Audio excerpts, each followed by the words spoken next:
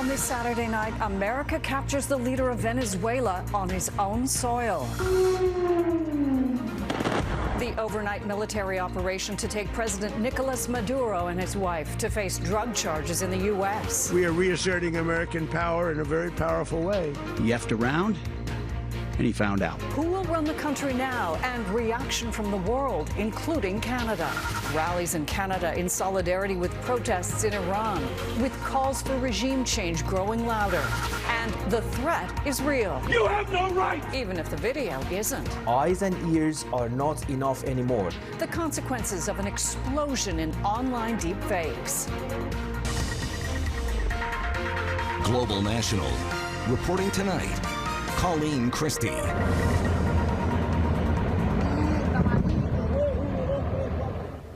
Explosions, gunfire, and military aircraft rocking Caracas in the early hours of the morning as the U.S. military staged an audacious attack in Venezuela's capital, all to overthrow the country's longtime authoritarian leader, Nicolas Maduro, who is now in U.S. custody.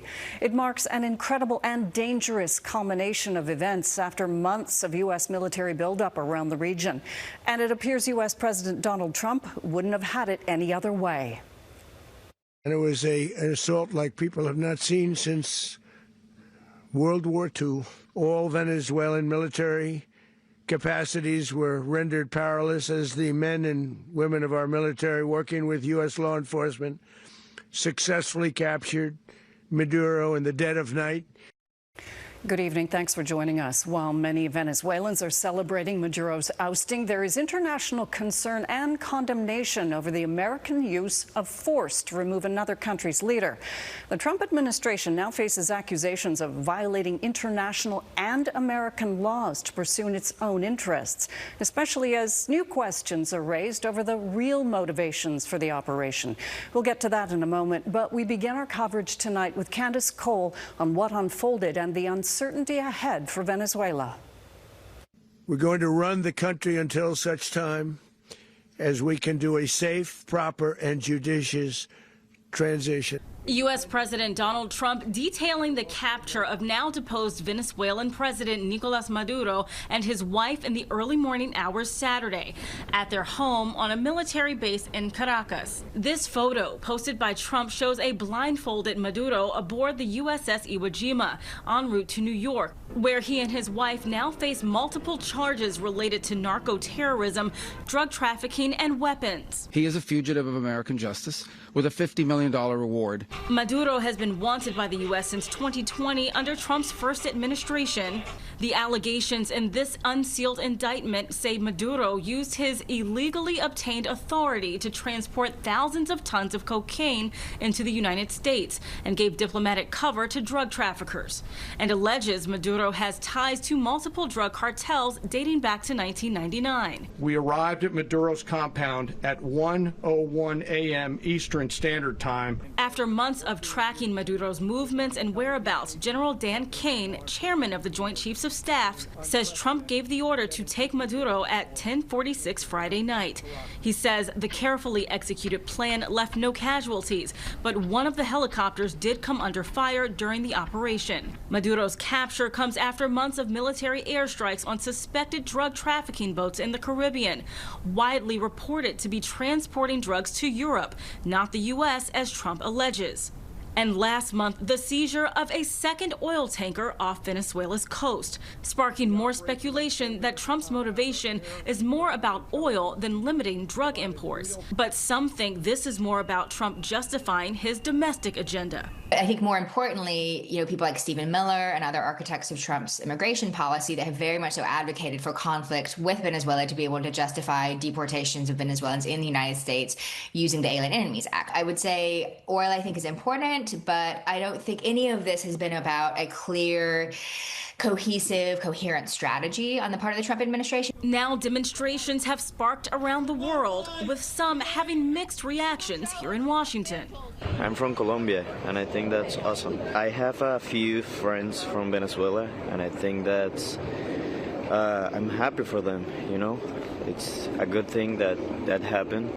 I mean, obviously, he was not really, he was not a good guy, but at the same time, the legality, what type of precedent that sets, because then that kind of means just anyone that's got the power, they can just do whatever they want. Venezuela's Vice President Delcy Rodriguez is now demanding the release of Maduro and his wife. President Trump has not said who will run the country in the meantime, but French President Emmanuel Macron is calling for Edmundo Gonzalez, Maduro's opponent in the 2024 election, to be installed as quickly as possible. Candace Cole, Global News, Washington. As Candace mentioned, Maduro was arrested on charges related to the cross-border drug smuggling crisis in the U.S. But just hours after the operation, President Trump seemed to suggest this goes far deeper than removing Maduro from power or influencing Venezuela's future. Our Washington Bureau Chief Jackson Prosco joins us with more now. Jackson, what is Trump's ultimate goal here? Colleen, President Trump has made no secret of his desire to oust Maduro, but he's also crystal clear that he has plans that go far beyond a simple change in Venezuela's leadership. Just hours before his capture, Nicolas Maduro hosted China's special envoy, shoring up a critical alliance between Caracas and Beijing, seemingly unaware it would soon be dissolved by the United States. American dominance in the Western Hemisphere will never be questioned again. With Maduro gone, China seems to be on the outside looking in, calling U.S. actions a violation of international law. Russia, another Venezuelan ally, also condemned the move and demanded the immediate release of Maduro. In American history. But Trump is clear this may just be the first of many moves that could reshape the regional and global order. He warned Colombian President Gustavo Petro he could be next. He's making cocaine, they're sending it into the United States, so he does have to watch his ass. The regime in Cuba, long supported by Maduro, could also be on shaky ground. So, yeah, look, if I lived in Havana and I was in the government, I'd be concerned. For all the bluster, there are mixed messages about Trump's ultimate goal. James Story served as U.S. ambassador to Venezuela and sees many competing interests. This is a question of regional stability. You have almost 9 million people who've had to flee Venezuela. This is a question of human rights, where this is a regime that's under indictment for crimes against humanity. This is a question of democracy. And there's the question of oil. Venezuela has the largest reserves on the planet. Trump is openly fixated on bringing them under American control. We need that for ourselves. We need that for the world. And we want to make sure we can protect it. Control Venezuela's oil and limit the options for nations who rely on it, like China and Russia. By removing Maduro from power, Trump may have vastly increased his own. All of this depends on whether the U.S. can stabilize Venezuela and find a dependable partner to govern. Trump was clear about what he wants, but offered few specifics about how he'll make it happen. Colleen? Jackson Prosco in Washington. Thanks, Jackson. The response from allies to the U.S. has been mixed as leaders call for restraint and the rule of law. I can be absolutely clear that we were not involved in that. And as you know, I always say and believe we should all uphold international law. Spain's leader took a tougher stance, posting, "Spain did not recognize the Maduro regime, but neither will it recognize an intervention that violates international law." Prime Minister Mark Carney has responded, saying Canada has not recognized the illegitimate regime of Maduro since it stole the 2018 election. Adding, Canada calls on all parties to respect international law. Across Canada, the U.S. attack that ousted Nicolas Maduro is sparking both outrage and relief. As serious questions are being raised of Trump's authority, many Venezuelan-Canadians are just happy to see Maduro gone. Global Sean O'Shea has that part of the story. In the kitchen of Latin Dough restaurant in the West End of Toronto, its Venezuelan owners are celebrating. We had a miracle, and today is a miracle. Enjoy. The grateful President Nicolas Maduro was captured and removed from the country. Today, what actually happened was just finally we are free from this tyrant. The couple moved from Venezuela to Canada nearly a decade ago, among millions who fled their home. We are grateful that we were able to come to Canada, but obviously it takes a toll on you when your family, you don't see your parents for 8 years. Canada's Foreign Affairs Minister Anita Anand wrote in a statement, "Since 2019, she said, we have refused to recognize any legitimacy of the Maduro regime and opposed its repression of the Venezuelan people." Adding, Canada calls on all parties to respect international law. Opposition leader Pierre Poilievre, whose wife was born in Venezuela, praised the U.S. for its military move on Venezuela, writing, "Congratulations to President Trump on successfully arresting narco-terrorist and socialist dictator Nicolas Maduro, who should live out his days in prison." This is not a government. It's a bunch of crooked, corrupt narco people. So we say no. Not everyone here agrees with the means used to remove Maduro. Outside the U.S. consulate in Toronto, vocal opposition. What you are viewing is full-scale use of military to steal the resources on other countries. And they're going to come for Canada. They're going to come for our water. They're going to come for our oil. They're going to come for our potash. There was no consultation in particular about this decision. Canada's former ambassador to the United Nations is Bob Rae. The notion that America has the right to do whatever it wants in the region without anybody saying anything about it is, to put it mildly, problematic and difficult. But Ana Mendes has hope for the future of Venezuela now. One of the most beautiful countries in the world, the beaches, the people, the women, everything, the food. Getting rid of Maduro is a good thing for a lot of people. But among those here who support Maduro's forced removal, still a lot of questions about what it will mean for their families back home. Colleen. Sean O'Shea in Toronto. Thanks, Sean. The federal government is urging Canadians to avoid all travel to Venezuela. The U.S. operation has also disrupted travel across the Caribbean today. No flights crossed Venezuela airspace today, according to Flight Radar. Major airlines canceled hundreds of flights after the U.S. Federal Aviation Administration imposed restrictions. Airlines are waiving change fees for rescheduled flights. A show of international solidarity. Coming up, protests in Canada in support of anti-government protesters in Iran, with the regime cracking down. Alberta's Sturgeon Lake Cree Nation is suing the province and the chief electoral officer over their approval of a separatist petition. The Cree Nation says no separation of Alberta from Canada can occur without First Nation consent, and argues the petition will cause economic and societal harm, especially on First Nations. It will ask the court on Monday to grant an injunction preventing the petition from gathering further signatures, which could result in Alberta holding a referendum this year. Solidarity rallies were held in several Canadian cities today in support of protesters in Iran. That country's supreme leader warned today that rioters must be, quote, put in their place. In the last week, 10 people in Iran have been killed in protests over the country's dire economic situation. Dan Spector has more. Regime change in Iran!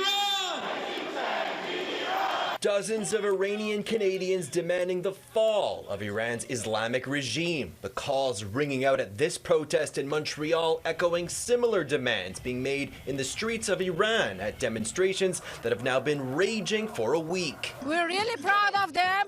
We are here to support them. The demonstrators in Montreal carry signs bearing the faces of people they say have been unjustly arrested or killed during the unrest in their home country. The mobilization was sparked by a cost of living crisis that has gripped the Islamic Republic in the months following a joint U.S.-Israeli assault on nuclear sites and military leaders. Human rights groups say more than 10 protesters have died in recent days. We're trying to be their voice. People are dying on the streets of Iran. They're having much difficulties.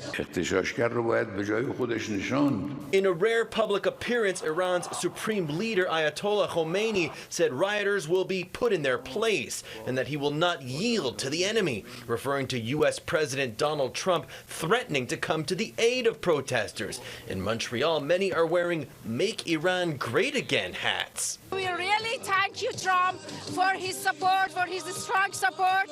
Kamkar is hoping to see Trump remove Khomeini like the U.S. government removed Nicolas Maduro from Venezuela. Bring him down even worse than Maduro. Some here are even flying Israeli flags. These Persian Iranians celebrated when Israel attacked their home country in the summer. And they were wishing that soon Israel will end this regime. Iranian diaspora communities also gathered in Toronto and Vancouver. They want their fellow Canadians to know the Khomeini regime does not represent them. This is about humanity and supporting and standing for what humanity means. The Islamic Republic's clerical leadership has always harshly cracked down on unrest in recent decades, but demonstrators here hope with severe economic weakness and looming outside threats, this time the result is different. Dan Spector, Global News, Montreal. Authorities in Switzerland have opened a criminal investigation into the managers of a bar where 40 people were killed in a fire on New Year's Eve. The charges being considered include involuntary homicide and involuntary arson. Video from that night shows staff members carrying sparklers, which are believed to have ignited soundproofing foam on the ceiling. Police have only identified 4 of the dead. All of them are from Switzerland, aged 16 to 21. Among the 121 people injured, several are so badly burned their identities remain unknown. Is it real or a deep fake? Ahead, the growing problem that's getting harder to spot. When news breaks, as it has in Venezuela, social media can be flooded with viral videos, many of them fake. Rapid advances in artificial intelligence are making it increasingly easy to create videos that look real, and it's increasingly difficult to tell the fakes from the real thing. Jeff Semple explores the breadth of the problem that we have yet to solve. I'm NYPD, you hear me? Badge right here. What you doing is illegal. At first glance, this video is pretty shocking. You can't snatch people off the street without a warrant. New York City police officers not only confronting but arresting ICE agents during one of their immigration raids. But this online video, viewed hundreds of thousands of times, is a fake. You have no right! Just like this one featuring a priest. You don't belong here! And this one with a teacher. All of them deep fakes, apparently created using artificial intelligence. We cannot trust our eyes and ears anymore. Experts say using free software, almost anyone can now produce fake video and audio that appear genuine. The threat is not hypothetical anymore. It is there. Saiwei Liu runs the Media Forensics Lab at the University of Buffalo with funding from the Canadian government. He's been studying deepfake tech for a decade, but this year his own mother was targeted. She received a phone call from someone who sounded just like him. Saying that I was kidnapped by someone and they need a ransom. Fortunately, his mother hung up, then called Liu to confirm. But many others weren't so lucky. One survey found 27% of Canadians were deceived by deepfake fraud in 2024, losing an average of nearly $1,500. We are experiencing an exponential increase of deepfakes. Good evening, and thank you for joining us here outside the Rogers Center. To show how easy it is, one of Liu's students needed less than 5 minutes to manipulate this video from our recent World Series coverage and produce a deepfake version with a different outcome. The league has officially issued a ruling deciding to award the Blue Jays the World Series. The drought is over, folks. 2025 is officially the year of the Jay. They would only need around 20 seconds of audio or 20 seconds of video to impersonate and create any type of scenarios that they like, right? So that's the scary part. This cybersecurity expert says there are ways to tell if an image has been faked. He points to this deep fake of his own headshot. This is the original one, but you can say this is fake because there are like 2 pocket squares here. He says to look for oddities or watermarks on the image, but cautions that those are also easy for fraudsters to correct. Social media companies and governments are now playing catch up. In the meantime, he says, don't believe your eyes. Eyes and ears are not enough anymore. You need to validate, you need to verify, right? And that's the new reality of the deepfake era. This is a private studio and you are not welcome. Jeff Semple, Global News, Toronto. One family's search for their Viking roots in Canada. Next on Global National. It's been more than 1,000 years since Vikings first landed on the shore of what would become Newfoundland. Little is known about how long they stayed or where they traveled on the continent. A Manitoba family recently attempted to unravel that mystery as part of a new TV series. Global's Hirsch Singh reports. An epic journey that was 1,000 years in the making. This is not aliens we're talking about. These are explorers that left tracks. The problem is not many tracks. a new docuseries debuting Sunday. Our people were here, but how did they exist here? Where did they come from? Follows Winnipeg explorer Johan Sigurdsson. We don't know anything about making documentary series. We're on the hunt for the truth. And his family, who are looking to find their ancestral history. Norse presence, North America, 1021. Perhaps earlier, but that's guaranteed. It's not possible that for 500 years nobody came. The journey begins at the only known Viking encampment of the pre-Columbus period, which was found in the 1960s in Newfoundland. And as fellows of the Royal Canadian Geographical Society, this team is using cutting-edge technology to hunt for more evidence of Viking trade and travel that may have continued for 500 years later after their arrival, long before Columbus ever set sail. Columbus was the first because he had great PR. Let's face it. I mean, you get the message out to the most people, you win, right? The search takes them from the remote reaches of Nunavut to the contested Kensington runestone in Minnesota, braving extreme conditions to uncover some rare artifacts. What we found or discovered was the oldest artifact of its type in North America, and it dates to the time of the Kensington runestone. How did it get there? One piece of evidence at a time, and just maybe this family's quest to explore their own heritage could help fill the historical gaps in Canadian history. Harsh Singh, Global News, Winnipeg. And that is Global National for this Saturday night. I'm Colleen Christie. Tonight's Your Canada is White Vale, Ontario. We love seeing your Canada. Please keep emailing your photos to globalnational@globalnews.ca. Thanks for watching. Hope you'll join us again tomorrow. Have a good night.